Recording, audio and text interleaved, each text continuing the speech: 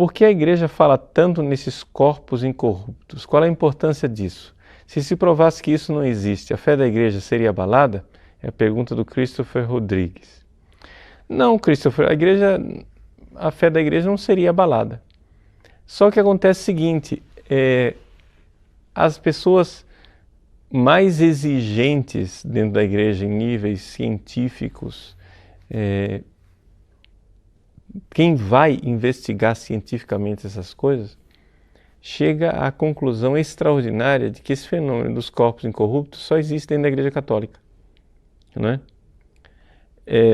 Por exemplo, o famoso padre Oscar Quevedo, que é cético em tantas coisas, bastante exigente no rigor científico, eu diria que até de forma inoportuna em algumas coisas, mas é simplesmente a minha opinião, nada, né, contra a pessoa do padre, mas ele que é tão exigente tem uma coisa que ele simplesmente diz que é inquestionável, essa coisa dos corpos incorruptos, ou seja, não existe um único exemplo de corpo incorrupto fora da Igreja Católica. Não é? É um fenômeno que só existe dentro da Igreja Católica. E, segundo, né, usando a expressão do Padre Quevedo, essa é a assinatura de Deus dizendo: a minha igreja é essa, não as outras. As outras não são a minha igreja. Não quer dizer que essas pessoas não amem a Deus, não é? Não quer dizer que não estejam buscando a Deus, mas simplesmente o seguinte: Jesus deixou uma igreja. Jesus não tem 10 corpos, ele tem um corpo só, que é a igreja, né? E a Igreja Católica. Essas igrejas evangélicas, ortodoxas, têm elementos eclesiais? Tem.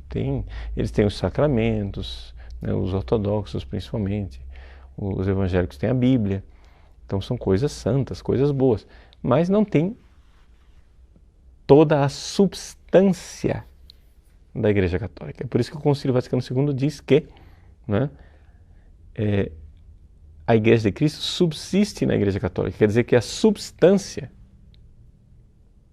está na Igreja Católica.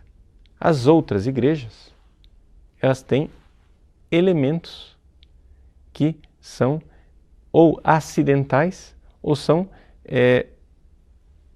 pedaços daquilo que foram a substância da igreja.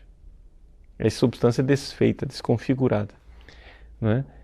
Essa é a verdadeira interpretação do subsistit in, não é, do Concílio Vaticano II, que tanta gente faz polêmica, dizendo, não, o que é isso? A Igreja Católica, a Igreja de Cristo subsiste na Igreja Católica, quer dizer que todas as outras igrejas também são a Igreja de Cristo. Não, é exatamente o contrário. Exatamente o contrário. E isso pode se comprovar com toda clareza, né, pelo estudo que foi feito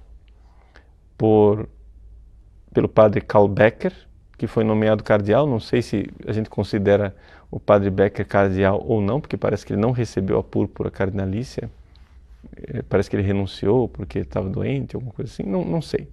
Não sei se, eu tenho que depois verificar se o padre Becker está na lista dos cardeais ou não. Mas ele foi nomeado cardeal por Bento XVI. O padre Becker, ele fez o trabalho de ir lá nos arquivos do Vaticano II. Todas as reuniões das comissões foram gravadas, né, em fita, né, magnética, aqueles rolos de fita antigamente. E ele, então, ouviu a gravação do debate em que se falou do subsistit in. E o padre Tromp, no debate ali da equipe preparatória, dizia claramente, né, subsistit id est ecclesia catholica, né? Ecclesia Christi subsistit in ecclesia catholica id est ecclesia Christi est ecclesia catholica. Quer dizer, é a mesma coisa, dizer é. A Igreja de Cristo é a Igreja Católica, não é? As outras não são a Igreja de Cristo, né? Foi isso que o Vaticano II disse. Agora, infelizmente, tanto o pessoal da hermenêutica da ruptura, né, tanto de esquerda como de direita, termina desconfigurando o concílio, dizendo, não, o concílio não disse isso, o concílio disse que todas as igrejas são uma maravilha. Ele não disse isso, né? Aí, porque o concílio diz que todas as igrejas são a Igreja de Cristo, os pessoal da esquerda nos arrasta para um ecumenismo absurdo. E o pessoal mais tradicionalista nos arrasta a querer negar o Vaticano II para dizer que o Concílio Vaticano II é um concílio herético, que disse uma coisa absurda. Nem uma coisa nem outra. Basta a gente estudar.